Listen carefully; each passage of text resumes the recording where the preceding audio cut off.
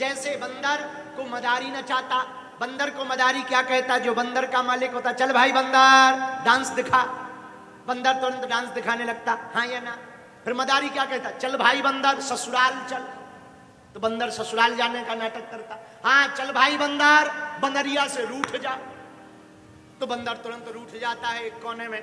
चल भाई बंदर बंदरिया को ससुराल से ले आ, बंदर ले आने का नाटक करता। हम लोगों को दिखाई पड़ता, वाह वाह वाह बंदर कितना समझदार है, देखो जैसा कह रहा वैसे ही हो रहा।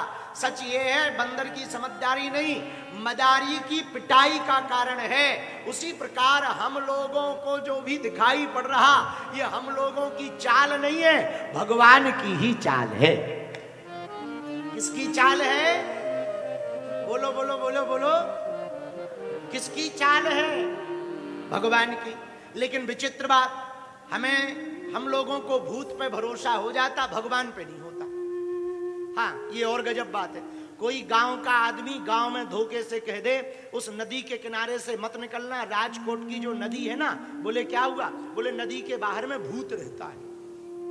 अच्छा धोखे से रात को निकलना पड़े, रात्रि हो और अकेले हो, आहा जितना हनुमान चालीसा याद आता पूछो मत। और हनुमान चालीसा में ये वाली जब चौपाई आती, भूत पिशाच निकट नहीं आवे, तो इतनी जोर से आदमी बोलता जितनी आंतों में दम होती, भूत पिशाच निकट नहीं आवे। लेकिन इतने में ही कपड़ा पीछे किसी कांटेदार पेड़ में फंस जाए,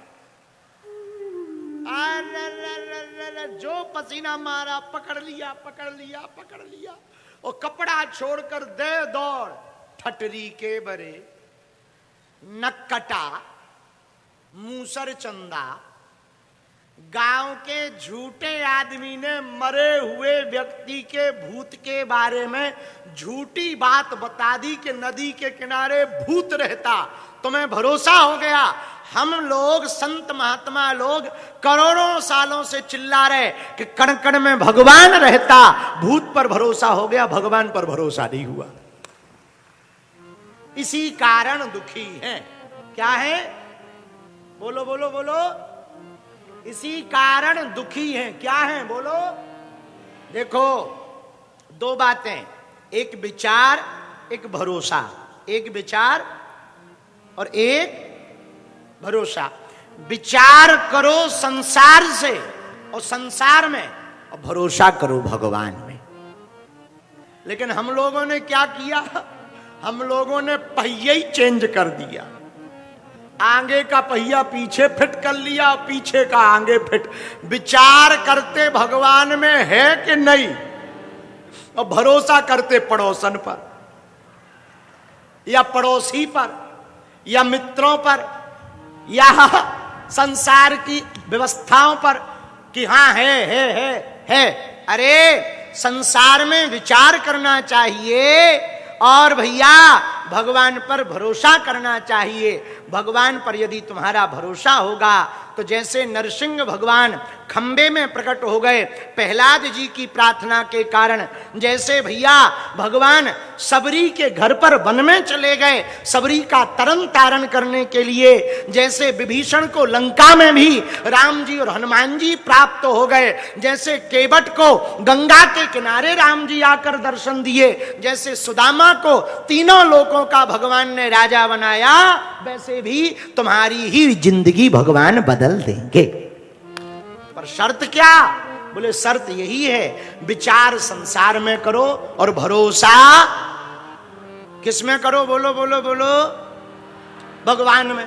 देखो ऐसे समझो, किसी की आंख खराब हो गई और पेट खराब, आदमी था गुजरात का, सिटी का नाम राजकोट, व्यक्ति का नाम चंगीलाल।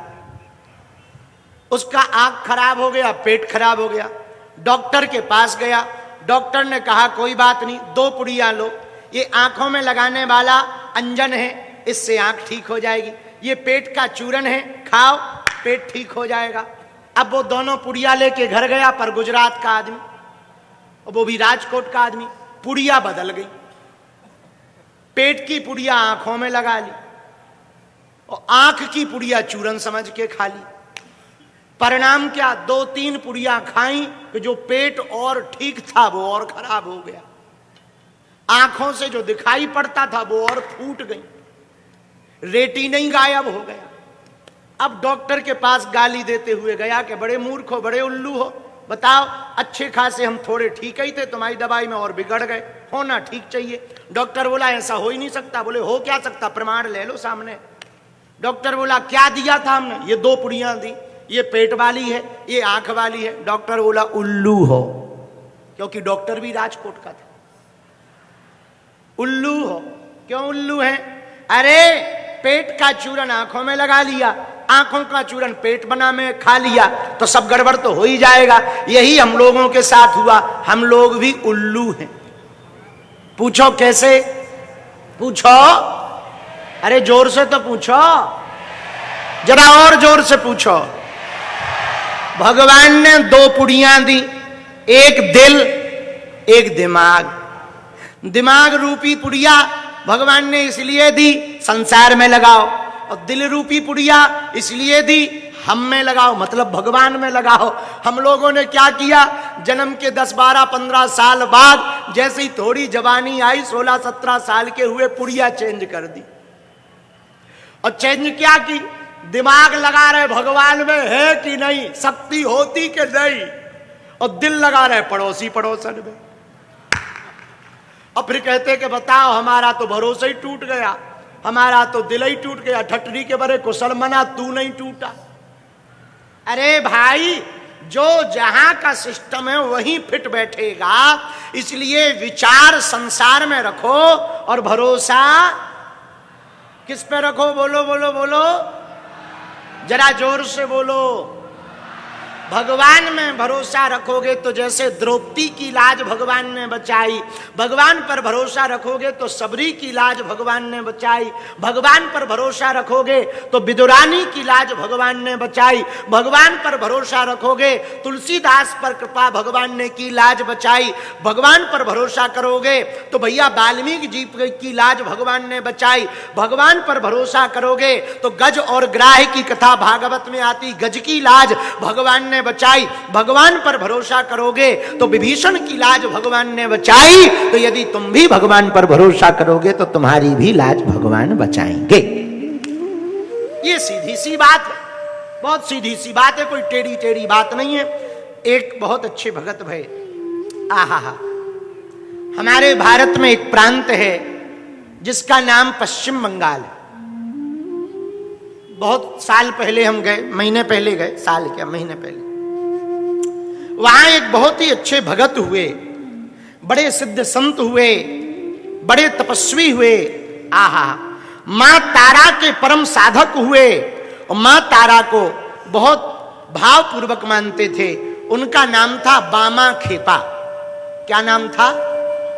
बामा खेपा। मां तारा के साधक थे। ऐसा संत कहते हैं कि स्वामी रामकृष्ण परमहंस के भी यही गुरु थे। इनका नाम बामा खेपा। पश्चिम बंगाल में एक गांव है, इनके नाम से ही बामाचरण नाम का गांव है, वहां इनका जन्म हुआ। कुछ दिनों बाद इनके पिताजी का शरीर पूरा हो गया, माताजी गरीब थी, तो इनको पालन पोषण के लिए, इनकी जीवन यापन बढ़िया हो सके, इसलिए बामा खेपा जी को मामा के पास भेज दिया। बामा खेपा के जो मामा जी थे वो तारापीठ के पास के गांव के रहने वाले थे। आहा, धीरे धीरे बामा खेपा की रुचि साधु की संगति में बढ़ने लगी, संतों का संग करने लगे, भक्ति करने लगे। कभी शमशान की चिता के पास जाके बैठ जाएं, कभी जो है गांव के बाहर बैठ जाएं। गांव के आधे लोग इनको पागल समझते थे। एक रात इन पर भगवती मां तारा की बड़ी कृपा हुई। भाद्रपद के महीने में तृतीया तिथि को, उस दिन मंगलवार का दिन था, ये भगवती मां तारा का ध्यान कर रहे थे। उसी समय मध्य रात्रि में चिता के किनारे पर भगवती मां तारा प्रकट हो गई। और उन्होंने इनको दर्शन दिए, आशीर्वाद दिया कि आज से तुम हमारे भगत हो और प्रेम पूर्वक तुम हमारी सेवा करो। रानी के द्वारा बनाए हुए मंदिर में ये कुछ दिनों बाद पुजारी नियुक्त हो गए, तो मंदिर में पूजा करने लगे। लेकिन इनकी पूजा का एक नियम था। बोले क्या? बोले भैया इनका जब मन लगता तब ये पूजा करते, कभी कभी 4-4 दिन पूजा करते, कभी बिल्कुल नहीं करते, कभी 2 बजे रात को करते, कभी बिल्कुल ही नहीं करते। तो किसी ने बामा खेपा से पूछा, ये तो गलत बात है भाई, भगवती की पूजा तो प्रतिदिन करनी चाहिए, प्रातः काल स्नान करवाना चाहिए, भोग लगाना चाहिए, आरती होनी चाहिए। बामा खेपा ने बहुत तार्किक बात कही। बोले सुनो, हम प्रार्थना रोज करते, पूजा रोज करते, पर बाहर से यदि पूजा करें, अंदर से मन ना लगे तो पूजा व्यर्थ हो जाती है, बेकार हो जाती है। हम पूजा तभी करते जब हमारा मन लगे, हमारा मन गवाही दे, हमारा मन भगवती की साधना में तल्लीन हो जाए, तब हम भगवती की उपासना करते। गांव के लोगों में जब ये बात गई तो गांव के लोगों ने बड़ा विरोध किया कि भाई ये तो पुजारी बनने लायक नहीं है, हटाओ इनको। तो रानी के कहने पर बामा खेपा को हटा दिया। गांव के बाहर जब ये गए, उसी दिन से इन्होंने भोजन करना छोड़ दिया, ना अन्न लिया न जल लिया। तो भगवती मां पराम्बा तारा माता रात्रि में बामा खेपा के पास गई। बेटा क्या हुआ? बामा खेपा मुंह उल्टा करके बैठ गए। मां हमसे बात मत करो। अरे क्या हुआ बताओ, 2 दिन हो गए आपकी पूजा, हमने आपको देखा तक नहीं 2 दिन से, पूजा तो दूर की बात है, उल्टा हमको मंदिर से और हटा दिया, पुजारी पद से हटा दिया। हमें पुजारी वजारी बनने का लालच नहीं है, हमारे मन में यही लालच है कि हमारे अंतिम श्वास तक आपकी चरणों में समय गुजरे, सेवा में गुजरे। भगवती मां ने कहा, तारा ने, चिंता मत करो, तुम हमारी सेवा में कल ही आओगे। रात्रि में स्वप्न में जाकर के मां तारा ने रानी को आज्ञा दी कि सुनो, प्रातः काल होते ही बामा खेपा को मंदिर का पुजारी नियुक्त कर देना, वरना सब बर्बाद कर देंगे, हम क्रुद्ध हो जाएंगे, नाराज हो जाएंगे। रानी को जब ये खबर स्वप्न में मिली तो प्रातः काल ही रानी ने बामा खेपा को बुलाया। तो बामा खेपा ने जाने से मना कर दिया, हम नहीं जाएंगे, हमको भगाया पहले, अब बुला रहे हो, क्या पता फिर भगा दो, बेइज्जती कर दो। रानी ने कहा, हम वचन देते हैं, जब तक तुम्हारे तन में प्राण रहेंगे तब तक तुम ही मां भगवती तारा देवी की पुजारी बने रहोगे। आहा, ये सुनते ही बामा खेपा घर मंदिर आए, पूजा की। इसी बीच में इनकी माताजी खत्म हो गई। ध्यान से सुनना, भक्त की भाव की बात है। पंडित जी जब इनकी माताजी खत्म हुई तो गांव भगे भगे गए, माताजी को जलाना था, अंतिम संस्कार करना था। तो सोचा अंतिम संस्कार यहां ना करके तारापीठ पर करें। तो गांव वालों से कहा कि चलो जरा मदद कर दो, हमारी तारापीठ तक ले चलो माताजी को। तो तारापीठ तक जो है लेकर के बामा खेपा की माताजी को आए, लेकिन नदी के किनारे ही एक घटना हुई। पूछो क्या? देवयोग से पानी बरसा और नदी में बाढ़ आ गई। कभी कभी प्रकृति बहुत परीक्षा लेती है, ध्यान से सुनना, बुरा ना मानना। भक्त जब भगवान के मार्ग पर चलता तब केवल व्यक्ति भर परीक्षा नहीं लेते, प्रकृति भी परीक्षा लेती। और वही हुआ, भयंकर बारिश हुई और भैया बारिश में नदी भयंकर पानी से भर गई। गांव वाले बोले अब पार नहीं जा सकते हैं, तैरना बहुत मुश्किल है, लोग डूब जाएंगे, मर जाएंगे, यहीं जला दो। बामा खेपा बोले नहीं, हमारा तो प्रण है, उस पार जलाएंगे। गांव वाले तो छोड़कर भग गए। बामा खेपा ने अपनी माताजी को कंधे पर टांगा और मार दी छलांग, और जैसे तैसे करके माताजी के शव के साथ बामा खेपा पार लग गए। वहां गए, अंत्येष्टि की। गरीब तो थे, गांव के नहीं 13 गांव के लोगों को भंडारे का निमंत्रण दिया 13वीं पर। अब गांव के जो मजा लेने वाले लोग थे वो बोले अब पता चलेगा, अब मजा आएगा, इनके पास तो कुछ है ही नहीं है, ये कैसे कहां से अब जो है भंडारा कराएंगे, अब देखते हैं। गांव के लोग मजा लेने के लिए सब घर घर से सब परिवार सहित भंडारा खाने आए। उसी समय बारिश का फिर मौसम आया। बामा खेपा ने भगवती तारा से प्रार्थना की, मां हे भगवती, आपके अलावा हमारा कोई नहीं, और आज यदि हमारी हंसी हो गई तो आपकी भक्ति पर उंगली उठ जाएगी। मां, हमारा भले ही कुछ बिगड़ जाए पर आपकी भक्ति पर उंगली नहीं उठनी चाहिए। और ये प्रार्थना करके जैसे ही बाहर निकले, भगवती को चिंता सताई।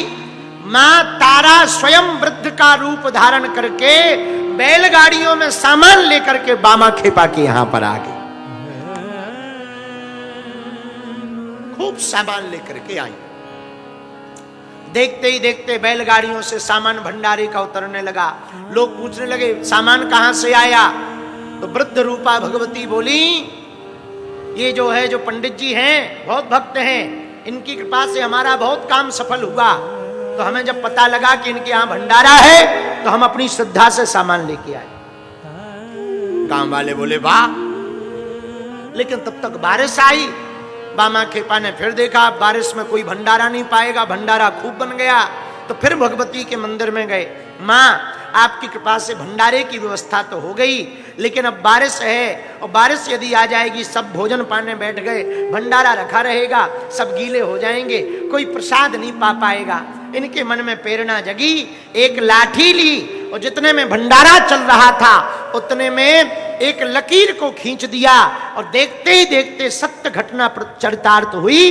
पूरे पृथ्वी के जगह जगह गांव गांव में बड़ी बड़ी पानी की बूंदें गिरी, पर जहां पर भंडारा चल रहा था वहां एक बूंद भी अंदर प्रवेश नहीं हुई।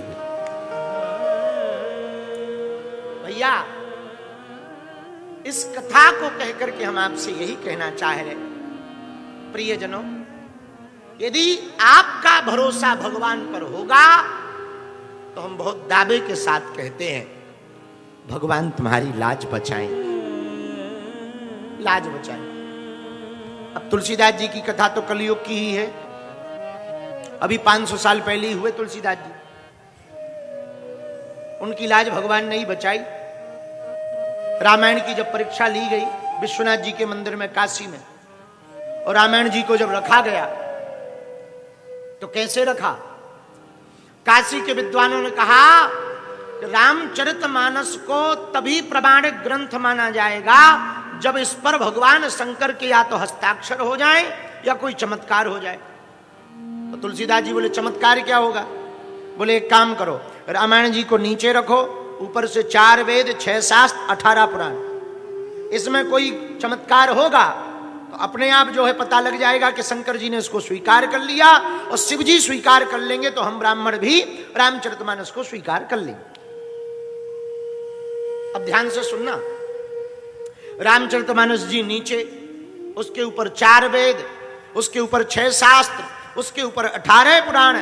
लेकिन मेरे पागलों, मेरे प्रिय जनों, हमारे आत्मीय जनों, रात के समय तुलसीदास जी माला लेकर के बैठ गए। हे रघुनाथ जी, हे महादेव, ये रामचरितमानस आपने ही लिखवाई, आप ही इसकी लाज रखना, आप ही बचाना, आप ही कृपा करना।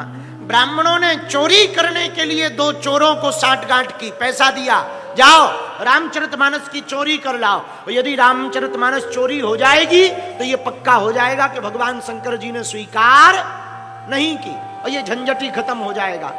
जैसे ही 2 चोर विश्वनाथ जी के मंदिर में रामचरितमानस को चोरी करने गए, क्या देखते हैं? मंदिर के दोनों तरफ हाथ में धनुष मान लिए हुए नीलांबर स्वरूप है उनका, माथे पर तिलक लगाए हुए हैं, सांवला स्वरूप है, बड़ी बड़ी जुल्फें, बड़े बड़े घुंघराली लटके हैं, उनकी लटकें लटक रही हैं, मुस्कुराता हुआ चेहरा है, और वीर की भूमिका में धनुष बाण लेकर के कोई रक्षा कर रहा है। और जो चोर चोरी करने गए थे वो भगत और बन गए। बोलो सीताराम। गए थे चोरी करने, वो भी जो है रक्षा करने लगे। श्री राम जय राम, जय जय श्री राम जय राम, जय राम, श्री राम जय राम, जय जय राम नाम का कीर्तन करते हुए वो भी भगवान के भक्त बन गए। अच्छा भक्त बन गए सो तो ठीक है। सुबह तुलसीदास जी को बता भी दिया कि हम आए थे तो चोरी को, लेकिन हम ही रक्षा करने लगे। बोले क्यों?